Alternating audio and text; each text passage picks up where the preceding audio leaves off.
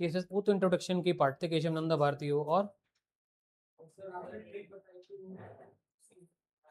ये वाली tears of old PM, हाँ ठीक है, हाँ हाँ यही पढ़ाया था बस, है ना, और तो कुछ नहीं पढ़ाया ना। चलो तो यहीं से शुरू करते हैं, ट्रिक से, तुम लोग का टेस्ट, पहले verbal test, starting from my right, है ना, नहीं स्टार्टिंग फ्रॉम माई लास्ट, ठीक है, गर्ल्स को थोड़ा फेवर देना चाहिए। चलो बताओ जुनैद, कितने शेड्यूल्स हैं हमारे कॉन्स्टिट्यूशन में? 8 शेड्यूल्स हैं, श्योर? कितने शेड्यूल्स हैं हमारे पास? अबे मैं पूछ रहा हूँ, हैं तो सीधे आंसर 12 होगा। आपने अच्छा किया एलोबरेट कर दिया, पर मेरा क्वेश्चन का आंसर मेरा क्वेश्चन का आंसर ही होना चाहिए, एक्स्ट्रा कुछ नहीं पूछ रहा मैं, क्योंकि एमयू में एमसीक्यू भी एक डायरेक्ट आएगा, ये नहीं आपसे पूछेगा कि पहले कितने आगे कितने, जो पूछा है उसका आंसर दो बस, ठीक है, वेरी गुड। ये बताओ शेड्यूल पहला, फर्स्ट शेड्यूल कौन सी डेट में इंक्रीज हुआ था? 1951। कौन सा शेड्यूल था बेटा वो जो इंक्रीज हुआ था पहले शेड्यूल, उसका नाम क्या था? शेड्यूल नंबर तो 9th हो गया, ऑब्वियस सी बात है, नाम क्या था? ट्रिक याद करो ना, मैं ऐसे ही आऊँगा हवा के झोंके की तरह और क्लास लेके चला जाऊँगा, समझ रहे हो? तुम लोग के नॉलेज भी चेक हो जाएगी। रेगुलर क्लास तो चलेंगी मेरे आने वाले टाइम में, पर अभी तो ऐसे ही चलेगा, बताओ। अभी टाइम ऊपर गया ना, 3-4 क्लास नीचे बढ़ानी है तुम लोग की इस वजह से, धीरे धीरे। बोलो। TEARS, tears of old PM, बंद करो। ये दरवाज़ा आप लोग जो भी आता है ना, जिम्मेदारी से भेड़ दिया करिए, एसी चल रहा होता है, काफ़ी बार मैंने देखा दरवाज़ा खुला हुआ है, तो वो एसी पे लोड पड़ता है, और एसी आप लोग के लिए चल रहा है, लोड पड़वाओगे 3 दिन फिर एसी बंद कर दूंगा मैं, क्या फ़ायदा गर्मी में बैठे रहोगे, है ना, तो इसलिए बंद कर दिया करो, सही है? तुम्हारे खुद के सर नीचे गर्मी में सो रहे होते हैं, और हॉस्टल में कूलर भी है और यहाँ एसी भी है, नीचे मेरे पास कुछ नहीं सिवाय पंखे के, तो थोड़ा सा सेव मनी फॉर सर, ठीक है, चलिए। टीयर्स ऑफ ओल्ड पीएम, ये है tears of old, tears of old का डी आ रहा है, तो 9वां शेड्यूल डी से होगा, है ना?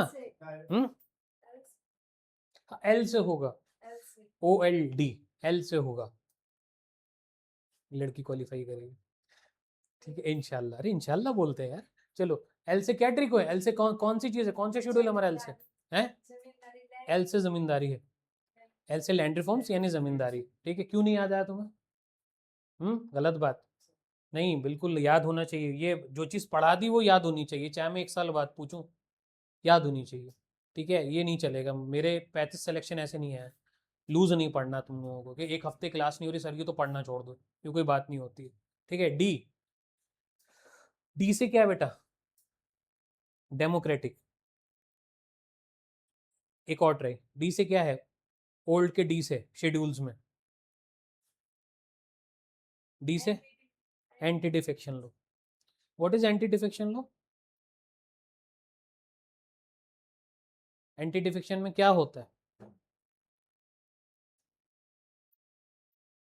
एंटी डिफेक्शन में क्या होता है?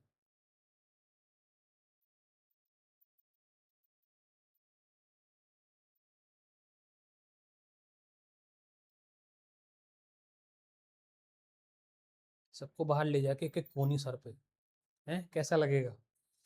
लड़कियां तो खैर, लड़कियों को तो नहीं मारूंगा, लड़कों को तो उनके बदले का एक और मारूंगा, हैं? अब बताओ चलो।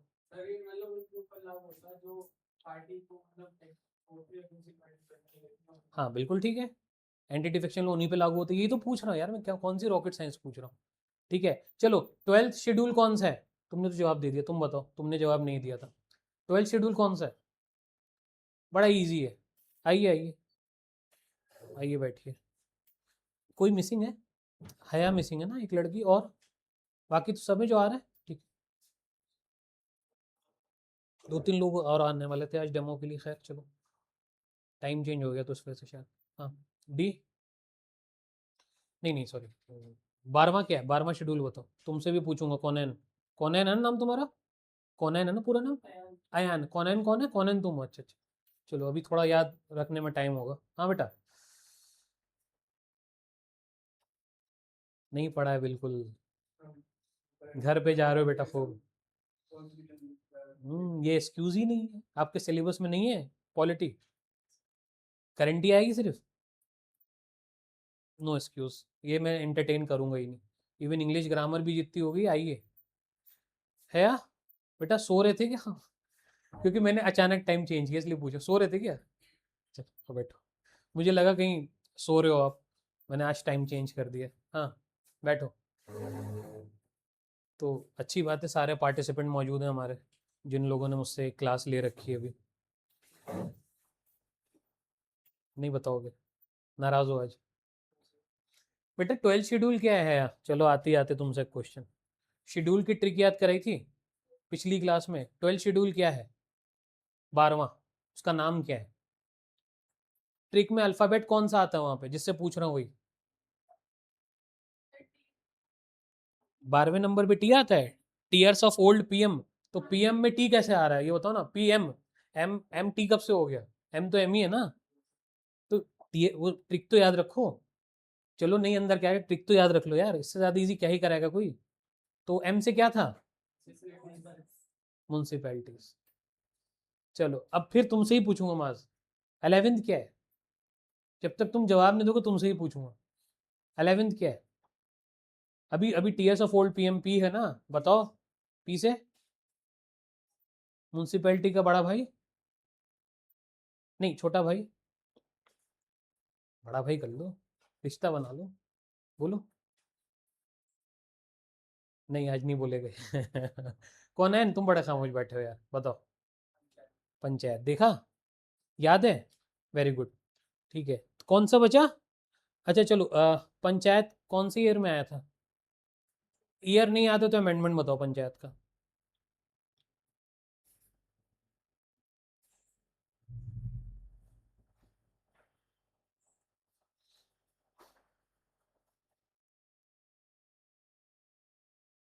चलो बताओ पंचायत कौन से अमेंडमेंट से आया था?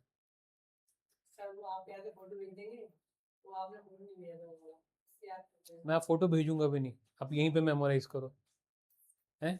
ये क्या एक्सक्यूज हुआ? लिखते क्यों नहीं हो तुम लोग? वो तो मैंने थोड़ा बोला लिखो मत। मैंने कब बोला लिखो मत? चलो फोटो तो मैं भेज ही दूंगा ये, लेकिन ये कोई एक्सक्यूज नहीं हुआ बेटा। आपको लिखना भी चाहिए। इसीलिए लिखना चाहिए, इसीलिए लिखना चाहिए क्योंकि हो सकता है सर फोटो भेजना भूल जाए, जैसे भूल गए। तो लिखा होता तो पढ़ तो लिया होता। चलो अमेंडमेंट बताओ। 73। एंड लास्ट वाले का अमेंडमेंट? दोनों एक साथ है अमेंडमेंट। अगर इसका 73 है तो आखिरी वाले का, 12th वाले का क्या होगा? 74। चलो एक अमेंडमेंट बचा हमारा, अमेंडमेंट नंबर, वही बताना है तुमको सिमरन, क्योंकि तुम मुस्कुरा रही हो बहुत। तो हमारा जो 10th अमेंडमेंट हुआ था एंटी डिफेक्शन वाला, उसका अमेंडमेंट क्या था? देख लिया? 51 था? Are you sure? क्योंकि मुझे नहीं लगता है 51 था। तुम बताओ। 10th तो शेड्यूल है, वो अमेंडमेंट कौन सा है? ईयर कौन सा है? 10th 51 है। ईयर ईयर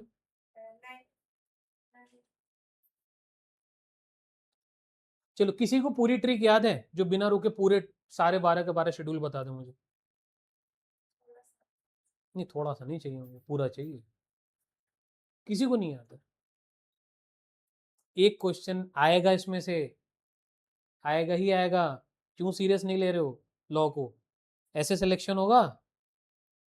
अगली बार मैं पूछूंगा किसी ने जवाब नहीं दिया, याद रखना मेरी कौन ही तुम्हारा सर, सीधे, वो भी रोड पे। मजाक लग रहा है? मजाक नहीं है, सीरियस हो। चलो देखो क्या है, कहाँ गया? मैंने कहा यार मेरे बच्चे होनहार हैं, जवाब देंगे, पता नहीं क्या ही कर, किधर गया, मिल ही नहीं रहा। देखो रुको, यही है देखो। 73rd, 74, 52nd। मैं बोल रहा हूँ 51 नहीं है, हिंदी भी दे रहा हूँ 51 नहीं है, तो भी 51, 51 के पीछे पड़े हो। 1985। ठीक है चलो, ये तो हो गया। अब दूसरी चीज पे आते हैं। प्रियम्बल भी पढ़ लिया हम लोगों ने, वर्ड्स तो पढ़ ही लिए उसके। चलो प्रियम्बल कौन से 6 मेन वर्ड्स पे डिपेंड करते हैं? ये ऐसे छोड़ो, प्रियम्बल में बाद में कौन से वर्ड्स ऐड हुए थे? डेमोक्रेटिक भी बाद में ऐड हुआ है। हमारे कंट्री में डेमोक्रेसी थी ही नहीं, कॉन्स्टिट्यूशन बन गया। खुद सोचो, खुद सोचो। हाँ, सोवरेन। सोवरेन। अच्छा, कसम से प्रियम्बल तो एक ऐसी चीज है तुम लोग बचपन से देखते आ रहे हो, एनसीईआरटी के पहले पेज पर कभी खोलना नहीं जरूरी समझा कि प्रियम्बल देख भी ले कैसा होता है। हाँ प्रियम्बल है ना। कमाल की बात तो ये है, ये ऐसी चीज है। ये कहाँ गई हमारी? अरे यार, एक तो ढूंढना बड़ा मुश्किल है, कहाँ गया? इधर है, इधर है। ओके, देखो ये, मतलब इतनी कॉमन चीज है कि हर किसी के बुक के पहले बना रहता है, लेकिन देखता कोई नहीं है। कमाल की बात तो ये वो होता है ना, जो सामने रखी चीज कोई वैल्यू नहीं करता, वही वाली चीज है।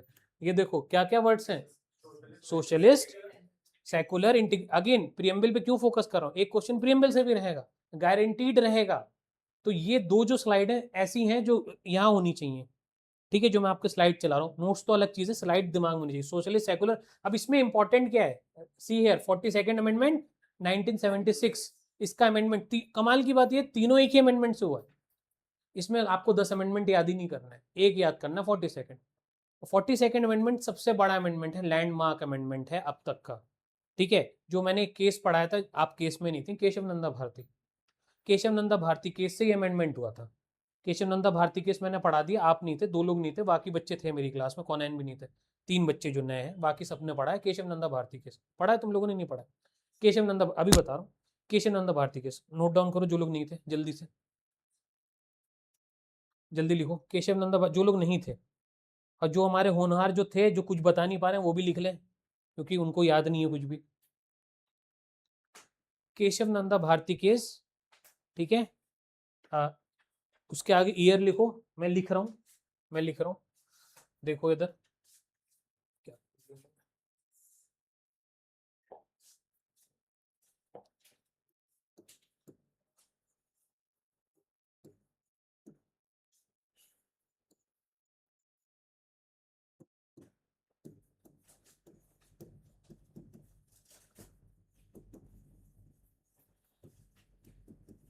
Keshav Nanda Bharati versus Union of India 1973 का केस है, लिखो सुप्रीम कोर्ट का।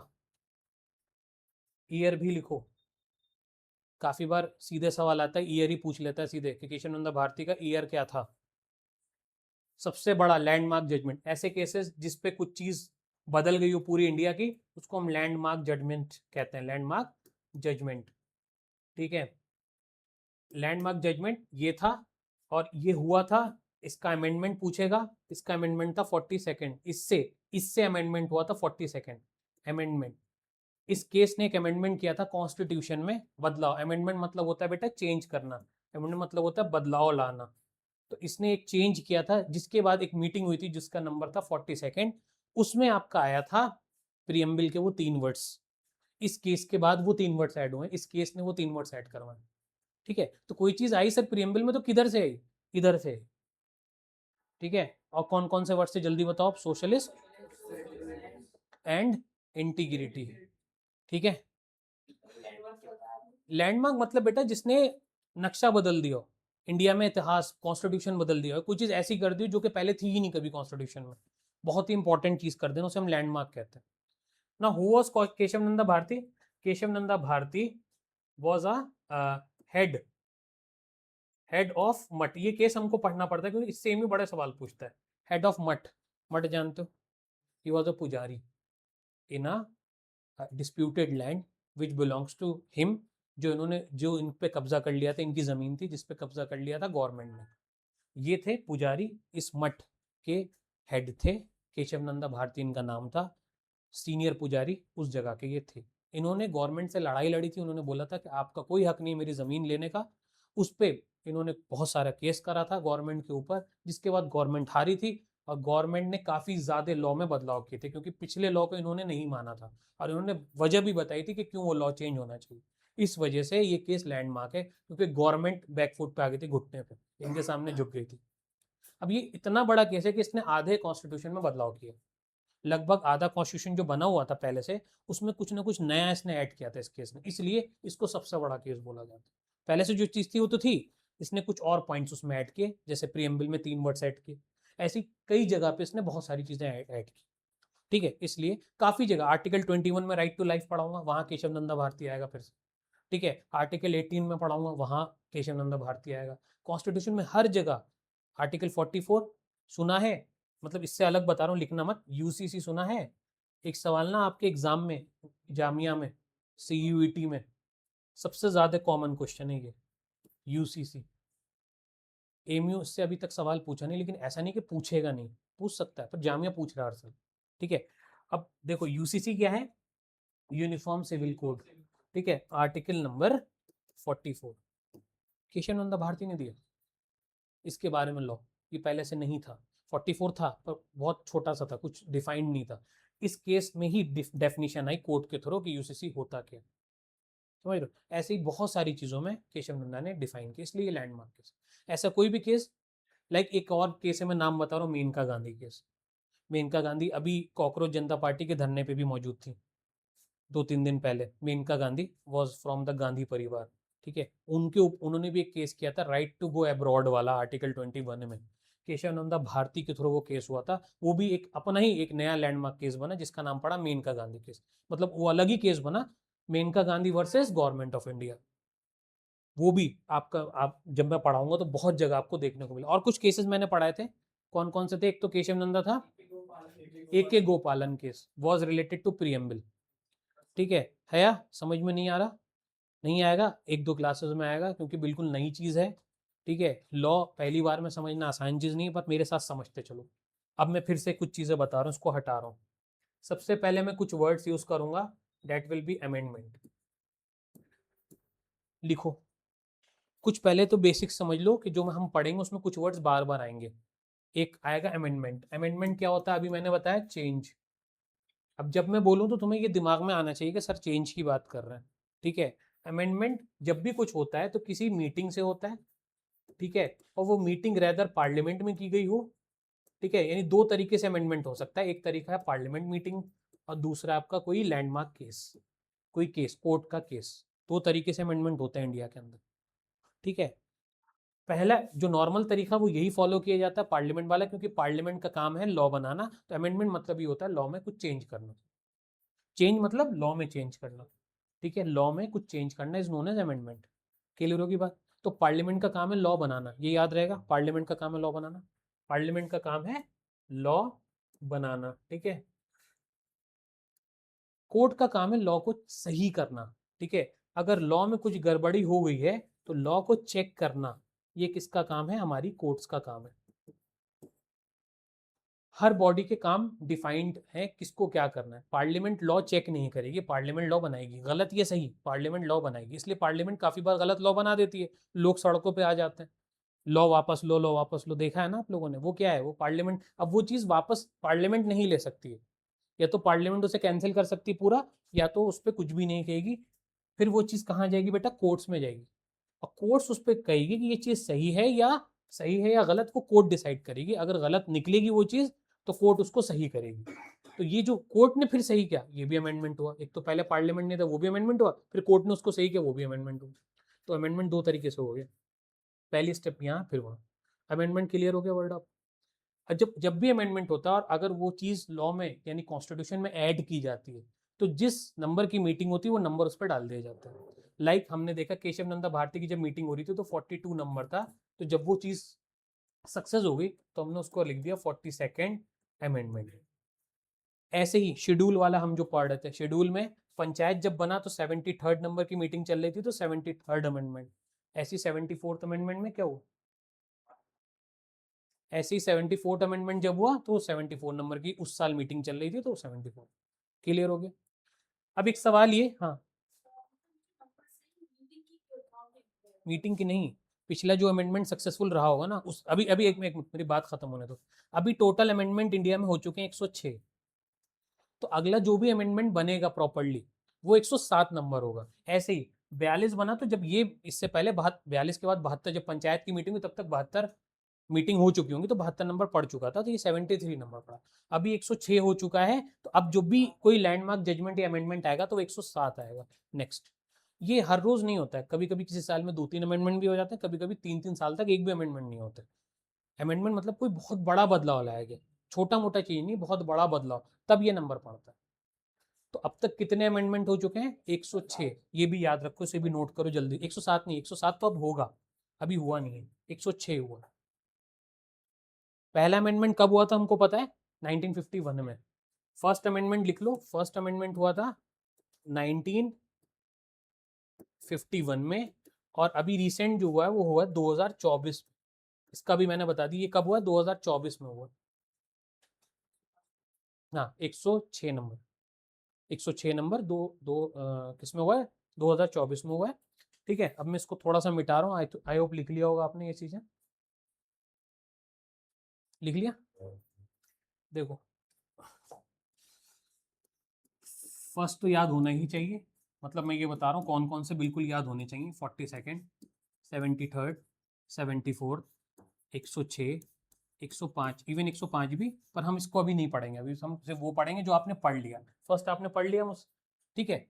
42nd अभी आपने पढ़ा, ठीक है। 42nd क्या था? प्रीएम्बल में बदलाव लाया था, ठीक है, तुम इसको प्रीएम्बल के नाम से याद रख सकते हैं फिलहाल, ठीक है। 73rd में पंचायत था ही नहीं इंडिया में, पंचायत का कॉन्सेप्ट, पंचायत का पूरा कॉन्सेप्ट आया था।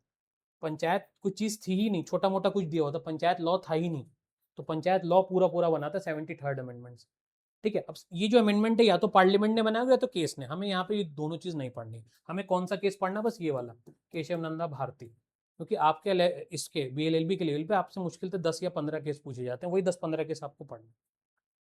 इसका भी सर केस पढ़ना है कि नहीं पढ़ना है? तो जो केस पढ़ना है मैं सिर्फ वही बताऊंगा आपको, ठीक है। इसके भी केस हैं पर आपको नहीं पढ़ने। ऐसे 74th में आपका म्यूनसिपैलिटी हुआ था, तो ये इंपॉर्टेंट है, ठीक है, म्यूनसिपैलिटी। 105 अभी हम रहने दे रहे हैं। 106 देखो, 106 आपका वुमेन रिजर्वेशन, लेडीज को रिजर्वेशन दिया गया है, ठीक है। बहुत सालों से बात चल रही थी, कॉन्स्टिट्यूशन में इसका कोई लॉ नहीं था, वुमेन को रिजर्वेशन दिया गया है, आप लोग को सीटें दी गई हैं। पहले लड़कियों की सीटें नहीं थी, रिजर्वेशन नहीं था, कहाँ? पार्लियामेंट में, पार्लियामेंट में सीटें नहीं थी, यानी आप इलेक्शन कंटेस्ट करो, कोई गारंटी नहीं आपको सीट मिले नहीं मिले। ये लॉ बना, कॉन्स्टिट्यूशन में ऐड हुआ। अब कितना रिजर्वेशन है पार्लियामेंट में? You have 33% reservation. पार्लियामेंट उसमें नहीं था, पार्लियामेंट में नहीं था, पंचायत में था सिर्फ, ओनली इन पंचायत, क्योंकि पंचायत में 73rd अमेंडमेंट से 1/3 रिजर्वेशन दे दिया गया था। पंचायत में इस टाइम पे रिजर्वेशन दे दिया गया था वुमेन्स को, लेकिन पार्लियामेंट में, क्योंकि पार्लियामेंट का लॉ पहले से बना हुआ था, पार्लियामेंट में रिजर्वेशन नहीं आया था। पार्लियामेंट में रिजर्वेशन आया है 2024 में। अब अगर 100 लोग कंटेस्ट करेंगे तो 33 सीटें लड़कियों के लिए रखी जाएंगी, 100 में से 33% यही होता है। 300 लोग कंटेस्ट किए तो 99 सीटें रखी जाएंगी, यानी उस सीट पे सिर्फ लड़की ही कंटेस्टेंट खड़ी होगी इलेक्शन में, जो सीट लड़कियों के लिए रखी। पहले ये नहीं था, अब है। कहाँ था? पंचायत में था, पंचायत में था लेकिन पार्लियामेंट में नहीं था, ये डिफरेंस है। तो इसका एक बहुत बड़ा लॉ बना, क्योंकि लड़कियों को पूरा रिजर्वेशन दिया गया जो कि पहले नहीं था, इस वजह से ये अमेंडमेंट के थ्रू हुआ। छोटी मोटी कोई चीज़ होती है तो अमेंडमेंट में नहीं होती है, कोई बड़ी चीज़ होती है रेवोल्यूशन टाइप की तो वो अमेंडमेंट में होती है, ठीक है, याद रहेगा। चलो, अमेंडमेंट क्लियर। अब ये क्या, ये तो रट जाओ जो मैंने लिखवा है, 105 अभी छोड़ो, इतने तो याद होने चाहिए आप। ये मोस्ट रिपीटेड क्वेश्चन है, कोई ना कोई एक अमेंडमेंट आपके पेपर में रहेगा, ठीक है, अलग से भी रहेगा। इनके ईयर भी रट जाओ साथ में, ठीक है, ईयर रट जाओ। इसका 42nd अमेंडमेंट कब हुआ था? 76 में हुआ था, केस 1973 में हुआ था, और अमेंडमेंट 3 साल बाद हुआ था 1976 में। केशव नंदा भारती केस हुआ था 1973 में, और ये अमेंडमेंट, उसके केस चलता है एक दिन में डिसाइड हो जाता है। नॉर्मली बताओ कोई केस चलता है एक दिन में डिसाइड हो जाता है? ये केस केशव नंदा भारती 3 साल चला, जब उसका डिसीजन आया तो 1976 हो गया था, तो अमेंडमेंट कब हुआ? 1976 में। ये डेट का डिफरेंस याद रखना। ऑप्शन में आपको 1973 भी दिया होगा और 1976 कंफ्यूज करने के लिए दोनों दिया होगा। अमेंडमेंट पूछे तो अमेंडमेंट आपका होगा 1976, केस पूछे तो 1973, ठीक है। चलो, ओके, अमेंडमेंट हो गया। अब आ जाओ वापस फोटो पे। प्रीएम्बल जल्दी से एक बार रिवाइज कर लो, कुछ डेट्स इसकी, उसके बाद बढ़ते हैं। प्रीएम्बल अडॉप्ट हुआ है 26 नवंबर 1949 को, अडॉप्शन डेट रट जाओ, ठीक है। प्रियम्बल का लागू कब हुआ, यही वर्ड आएगा इफेक्टिव लिख करके। इफेक्टिव जब पूछेगा तो 2 महीना बढ़ा देना, डेट वही है। 2 महीना बढ़ाओगे तो नया साल लग गया, 1950 कर देना। सिंपल मैथ, नवंबर से जनवरी चले जाओ, ठीक है, 26 के 26 रहा, साल चेंज हो गया 49 से 50। ओरिजिनल प्रियम्बल में ये 3 वर्ड नहीं थे, ये 3 वर्ड 42nd अमेंडमेंट है, यहाँ पे भी लिखा है वहाँ पे भी लिखा है। प्रियम्बल की इंपॉर्टेंट डेफिनेशन जो सबसे ज्यादा मानी जाती है, B.R. अम्बेडकर ने क्या कहा, प्रियम्बल एक चाबी है जो कि दिमाग खोलती है, किसका, जो कॉन्स्टिट्यूशन लिखता है उसका, फ्रेमर्स ऑफ द कॉन्स्टिट्यूशन को, ठीक है। चलो अच्छी बात है, इस पे नहीं लिख सकते। अब एक बार देख लो सारे वर्ड, सॉवरेन, डेमोक्रेटिक, रिपब्लिक, ठीक है। ऐड यहीं पे ऐड करो, सॉवरेन ऐसे, इस पे मार्कर चलेगा नहीं चलेगा, चलेगा।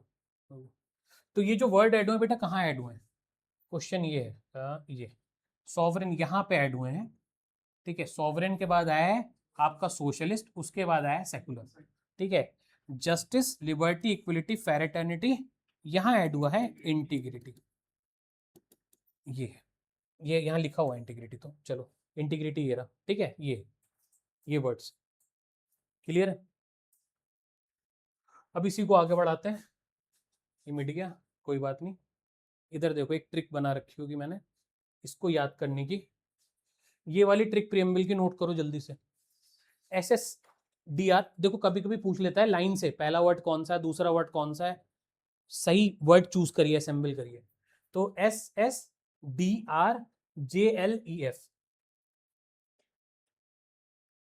हालांकि इसमें भी एक मिसिंग है, ठीक है। हाँ, तो यहाँ तीसरा एक और S ऐड करो, sovereign, socialist, secular, democratic, Republic, ठीक है। अभी ChatGPT जो इमेज बनाता है गड़बड़ कर ही देता है, तो मैं सही करा दे रहा हूँ। SSSDR करो, 3 S लिखो लगातार। अब कंफ्यूजन कहाँ होता है कि सर पहले कौन सा एस, तो वही याद करना है, पहले sovereign, then socialist, then secular, ठीक है। Sovereign, socialist, secular, democratic, republic, justice, liberty, equality, fraternity and integrity last. Socialist के बाद सेकुलर, ये लिखा हुआ है सेकुलर, ठीक है। Then democratic, republic, justice, liberty, equality, fraternity and integrity. Fraternity के बाद इंटीग्रिटी और लिख लेना, ठीक है।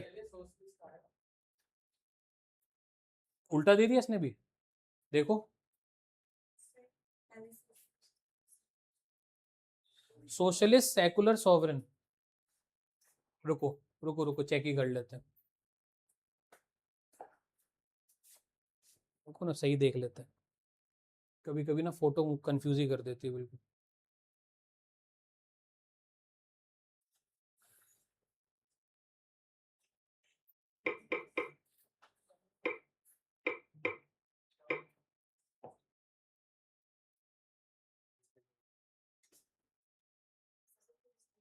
सोवरेन पहले है, सोशलिस्ट उसके बाद है, ठीक है। Sovereign, socialist, secular, democratic, republic, यही वाला लिख लो। Sovereign, socialist, secular, democratic, republic, justice, liberty, equality, fraternity and last में इंटीग्रिटी।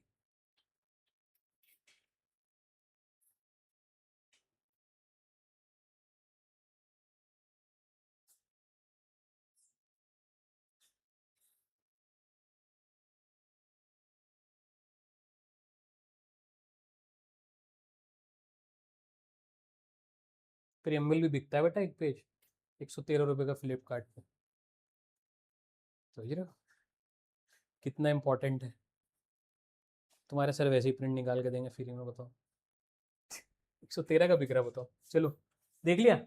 अच्छा एक सवाल आता है प्रियम्बल में बहुत इंपॉर्टेंट, ये नोट कर लिया सबने, कि सर प्रियम्बल की शुरुआत काफ़ी बार पूछता है कि प्रियम्बल की शुरुआत कहाँ से होती है, प्रियम्बल की शुरुआत किस वर्ड से होती है, तो वी द पीपल से होती है।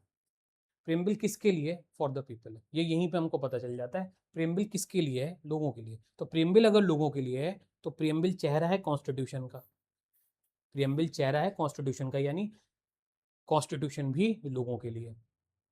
जो प्रियम्बल कह रहा है वो कॉन्स्टिट्यूशन कह रहा है। प्रियम्बल क्या है, इंट्रोडक्शन है सिंपल वर्ड में, किसका, कॉन्स्टिट्यूशन का।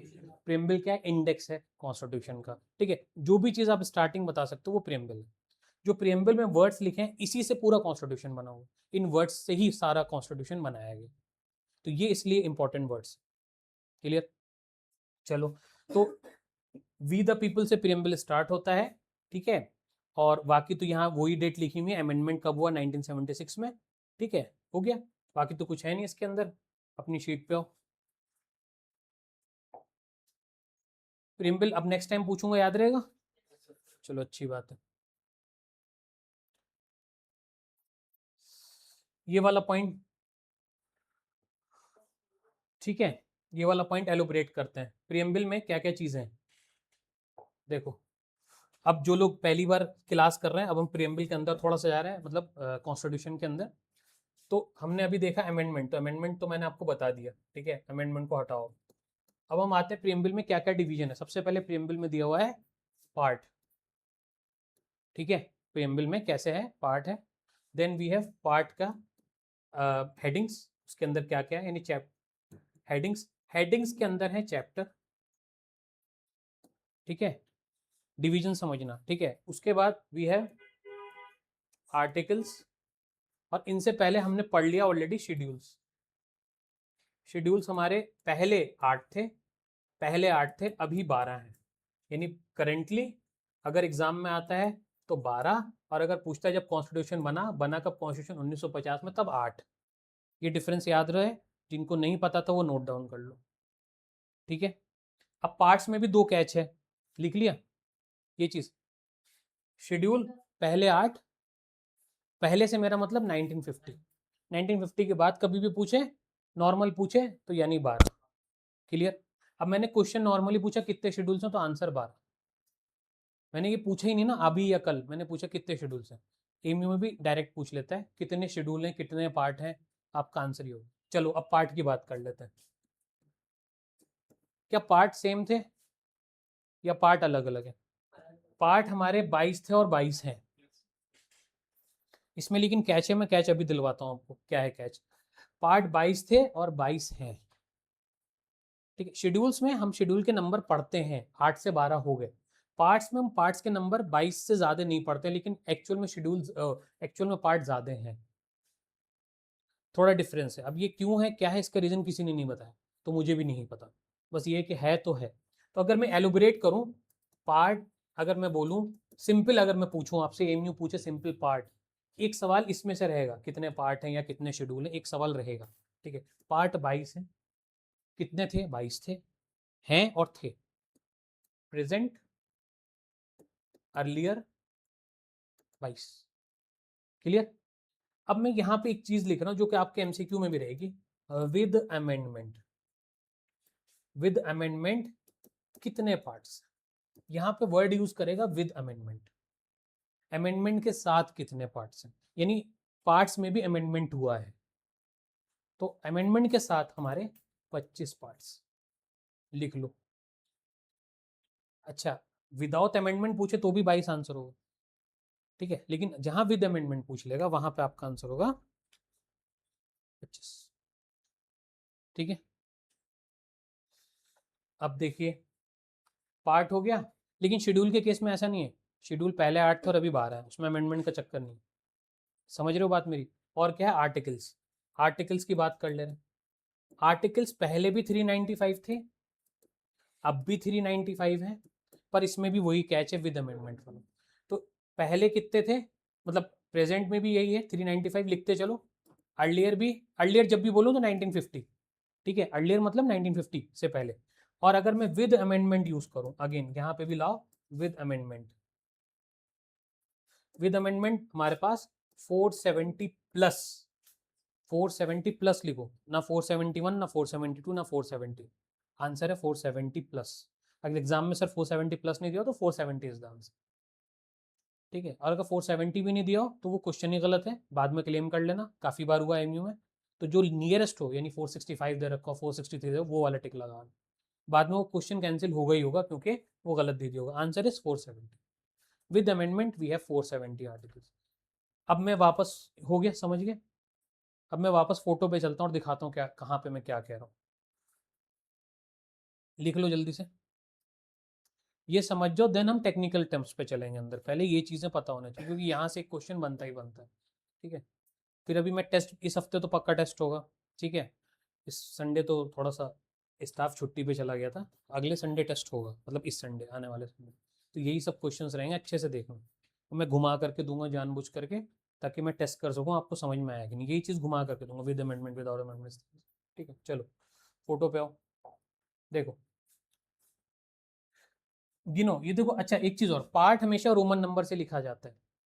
पार्ट में जितने भी नंबर होंगे रोमन होंगे, Roman Roman Roman Roman Roman. ठीक है। आर्टिकल जितने भी होंगे वो न्यूमेरिकल नंबर होंगे, नॉर्मल जो हम लोग मैथमेटिक्स में नंबर यूज करते हैं। एक डिफरेंस और, schedule again Roman number, schedule भी रोमन नंबर से होंगे। अपेंडिक्स एक और चीज होती है इसमें, अपेंडिक्स होती है जो आपको नहीं पढ़ना है। अपेंडिक्स टोटल 5 हैं, अपेंडिक्स टोटल 5 हैं, और वो भी आपके रोमन नंबर से ही डोनेट होते हैं। सिर्फ आर्टिकल्स नॉर्मल नंबर से डोनेट किए जाते हैं। अब देखो हर किसी में कितने चैप्टर्स हैं, जैसे पहले पार्ट में कितना चैप्टर, ये उसका नाम हो गया पहले पार्ट का, इसके चैप्टर। आपको ये चैप्टर याद नहीं करने हैं, चैप्टर याद नहीं करने, ना हमने कभी किए ना आपको करने की जरूरत है, पूछता ही नहीं है। ठीक है। पार्ट आपको जरूर याद करने हैं, लेकिन पार्ट भी सारे याद नहीं करने, जो मैं बताऊंगा इंपॉर्टेंट सिर्फ वो याद करने, और वही आपका सिलेबस भी है। जो मैं छोड़ूंगा वो आपको पढ़ना ही नहीं है। ठीक है। अभी हम ये देख ले रहे हैं कि सर 22 और 25 कैसे, पहले वो डिस्कस कर ले। देखो कितने हैं, 1 से लेके 22 दिए हुए हैं, 22 पार्ट हो गए।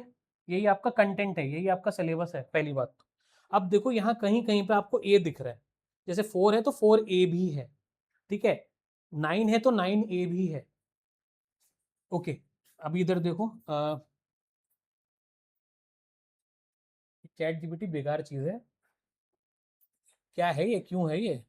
तो फिर मुझे क्रोम खोलना पड़ेगा। क्या कर दिया इसने, गायब ही कर दिया। रुको, नहीं ये अच्छा ही हुआ फोटो नहीं भेजी मैंने तुमको, बहुत कुछ गायब कर दिया भाई उसने। रुको, 2 ही तो दिखा रहा है वो। अरे बाप रे, इसकी आवाज बहुत तेज हो रखी है। रिमोट कहाँ है? चलो यहाँ पे देखो, रुको, देखो यहाँ पे गौर करना। 4 के बाद 4 है, जोड़ते जाना। 22 थे, 22 के बाद एक जोड़ो, 23 हो गया। रुको, उसके बाद देखो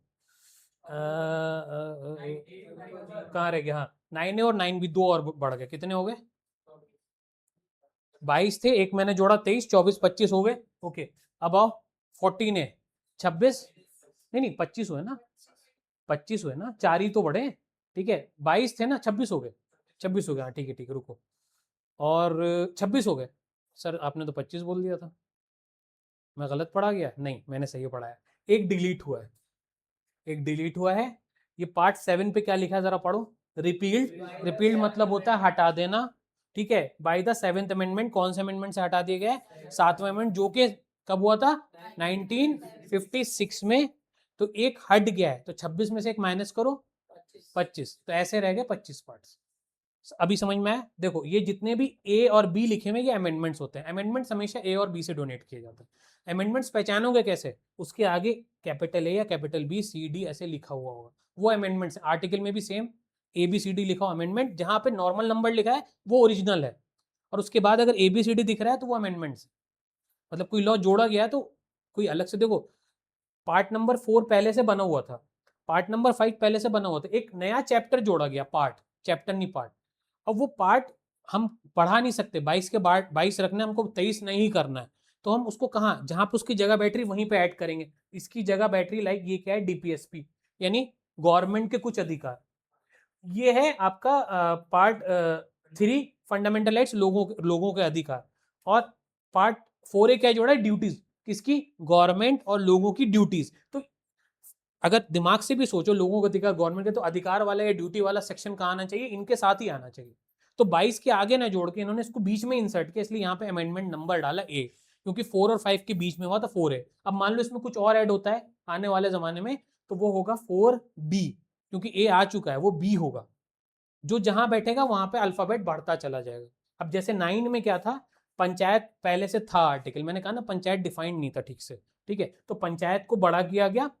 अब ये देखो, अभी आर्टिकल पे आएंगे, पंचायत के अंदर फिर 9A यानी म्यूनसिपैलिटी को ऐड किया गया, एक नया चैप्टर, क्योंकि पंचायत और म्यूनसिपैलिटी एक जैसी चीज है, तो म्यूनसिपैलिटी को यहीं रखे। 10 पहले से था, तो 9 के आगे 9A, और एक और जोड़ा गया 9B, जो कि था कोऑपरेटिव सोसाइटीज।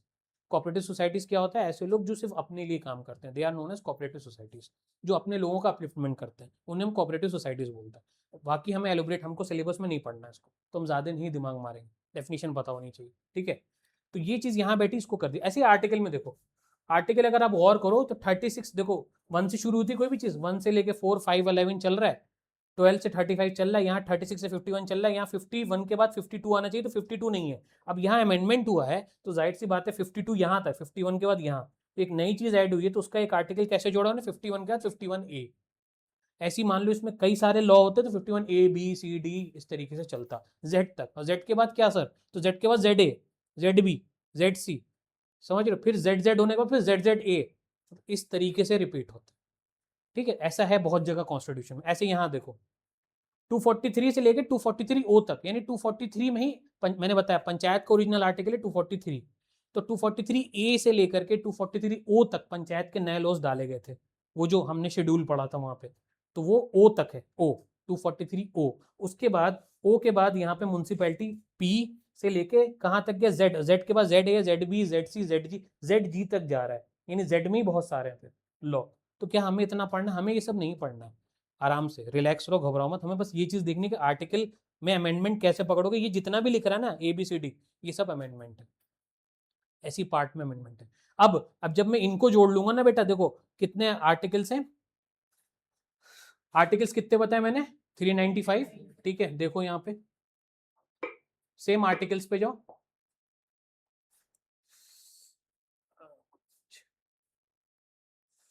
क्या है ये 448 दिखा रहा है यहाँ पे, चलो 448 ही सही, यही वाला खोलते हैं पहले, अगर ये खुल जाए तो। क्या है ये, आ गया नहीं, कुछ कुछ आ रहा है ना,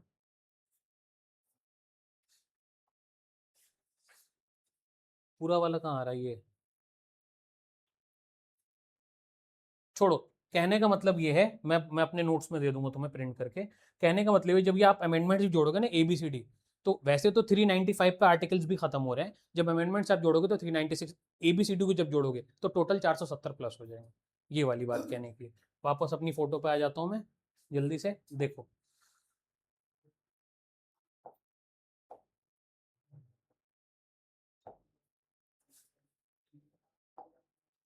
हम्म 470 प्लस है, क्योंकि एक्चुअल डेटा गवर्नमेंट ने हमको नहीं दिया अभी तक, इसलिए हम 470 प्लस बोलते हैं उसको। आप 470 ही टिक लगा सकते हो एग्जाम में। हाँ, कोई लिमिट नहीं, जब कोई नया लॉ आएगा तो बेटा कॉन्स्टिट्यूशन में ऐड होगा ना, तो वो अमेंडमेंट हो जाएगा। अभी फिलहाल तो लिमिट ही है ना कि 1950 से लेकर 2026 76 साल हो गए, 76 साल में सिर्फ 106 ही अमेंडमेंट हुए, तो ये लिमिट ही तो है, बहुत सोच समझ के अमेंडमेंट होता है, ये बात हमें समझ में ना, हर महीना अमेंडमेंट होता रहता है ऐसे तो बहुत ही इंपॉर्टेंट चीज़ का अमेंडमेंट होता है, नॉर्मल चीज़ का अमेंडमेंट नहीं होता है, नॉर्मल चीज़ का लॉ बनता है सिर्फ। हाँ, हुआ कहाँ अभी तक, हुआ कहाँ, इम्प्लीमेंट होता तो मे बी अमेंडमेंट होता। ये डिसाइड करना काम पार्लियामेंट का है, मेरा नहीं है, कि ये अमेंडमेंट में जाएगा कि नहीं जाएगा, ये भी वही डिसाइड करे। तो होता कि नहीं होता मैं इस पर कमेंट कर ही नहीं सकता, ये कमेंट करेंगे पार्लियामेंट वाले। ठीक है, मेरे हिसाब से वो अमेंडमेंट नहीं होता, क्योंकि CAA के लॉ इंडिया में पहले से है, आसाम में लगा हुआ है पहले से, आज़ादी के टाइम से आसाम में CAA लग चुका है इंडिया के अंदर। आसाम एक अकेली ऐसी स्टेट है जहाँ पे CAA आज़ादी के टाइम से लगा हुआ है, तो इंडिया में वो लॉ पहले से है, तभी तो लगा हुआ है आसाम में। आसाम के अलावा इंडिया में कहीं भी CAA नहीं लगा हुआ, CAA NRC वहाँ वर्क करता है ऑलरेडी आसाम में। अब वहाँ जाओ, वहाँ गवर्नमेंट CAA NRC पे वर्क करती है वहाँ पे इम्प्लीमेंटेड पहले से। ठीक है, तो वो लॉ पहले से, तो उसमें अमेंडमेंट कहाँ हो रहा है, वो तो लॉ है ही ना, वो तो बस क्या है कि वो एक जगह पूरी इंडिया में लगा देना उनको, यही तो है। तो ये लॉ पहले से, इसलिए ये अमेंडमेंट में नहीं आएगा मेरे हिसाब से, बाकी देखते हैं क्या होगा। ठीक है, चलिए हो गया 395। अब बाकी जो ABCD जोड़ दोगे तो देखो कितने आर्टिकल है 395, बाकी ABCD जोड़ दो तो 470 प्लस। क्लियर हो गया ब्रॉडली, मैं यहीं पे छोड़ रहा हूँ, प्रेरणा मैम वेट कर रही है तो उनको बुला लेते हैं, और ये चीज़ आप लोग रिवाइज करो जा करके, बाकी हम और डिटेल में चलते हैं कल वाली क्लास, कल मेरी क्लास होगी। ठीक है, चलो कल इसके नोट्स में मिल जाएंगे आपको सब। आ जाइए प्रेरणा मैम।